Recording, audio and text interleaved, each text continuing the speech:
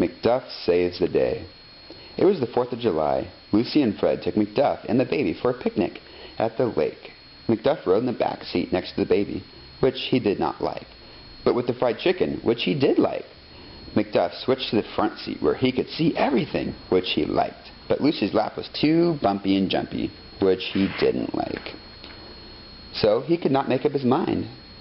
So he walked to the back seat and then again to the front seat. So Lucy and Fred stopped the car and gave McDuff a walk and some cold water. Lucy took over the driving. "You can't sit on my lap, McDuff," said Fred.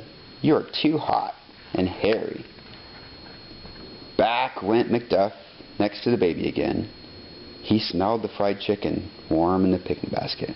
"Woof," said McDuff, and the baby woke up. Lucy stopped the car. Fred gave the baby a bottle. Lucy gave McDuff a marrow bone so that he wouldn't bark at the chicken anymore. "I'll drive," said Fred. As soon as the baby finished her bottle, she took the marrow bone away from McDuff. "Fred, stop the car," said Lucy. "The baby has the marrow bone." "I'll drive," said Lucy.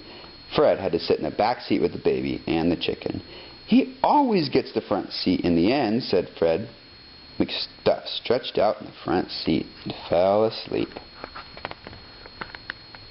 When they arrived at the lake, Lucy carried the picnic basket and the baby. Fred carried the beach chairs and the blanket and the handy-dandy fold-away baby emergency travel kit. "I'll take the baby out to the float-a-boat," said Lucy. "I'll go back to fetch the sun umbrella and the playpen and the slug-a-bug," said Fred. "You watch our picnic, please, McDuff," said Fred and Lucy. McDuff knew no one would dare come near the picnic basket with him there, but McDuff didn't hear or smell the silent invaders.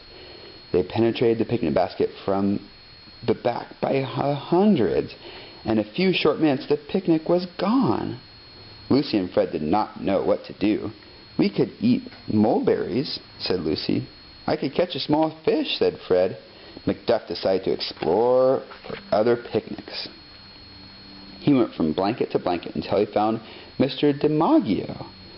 McDuff took a meatball for Mr. DiMaggio's picnic. "No," said Mr. DiMaggio. McDuff started eating more meatballs. "No, no, no," said Mr. DiMaggio. Lucy and Fred heard him. "Your dog is eating my picnic," said Mr. DiMaggio. "We're so sorry," said Fred and Lucy. "You see, the ants at our picnic ate all of our food and we're hungry." "Oh, that's terrible," said Mr. DiMaggio. "Sit right down and eat. I have lots of extra." Mr. DiMaggio shared his egg salad, fried chicken, devil's food cake, and lemonade with Lucy, Fred, and the baby. Lucy gave McDuff a turkey and tomato sandwich. "Without you, we'd have been so lonely," said Mr. DiMaggio. "Without you, we'd have been hungry," said Lucy. "But it was McDuff who introduced us and saved the day," said Fred. Dusk fell.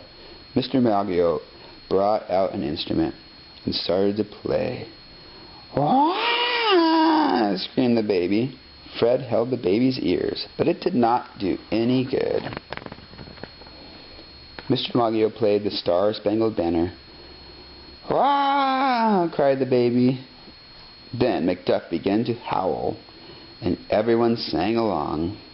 It was time to pack up the umbrella and the float-a-boat and the slug-a-bug and the handy-dandy fold-away baby emergency travel kit and say goodbye to Mr. DiMaggio. "Into the back seat, McDuff," said Fred. Suddenly the fireworks began. Bang! Bang went the fireworks. "Ah!" screamed the baby. Fred said, "You'll have to hold the hands over the baby's ears." "Your hands are bigger and more soundproof," said Lucy. So Fred stopped the car and got into the back seat with the baby. Lucy got into the driver's seat and McDuff came into the front seat. "He always gets the front seat," said Fred. "Yes," said Lucy, "but after all, he did save the day." The end.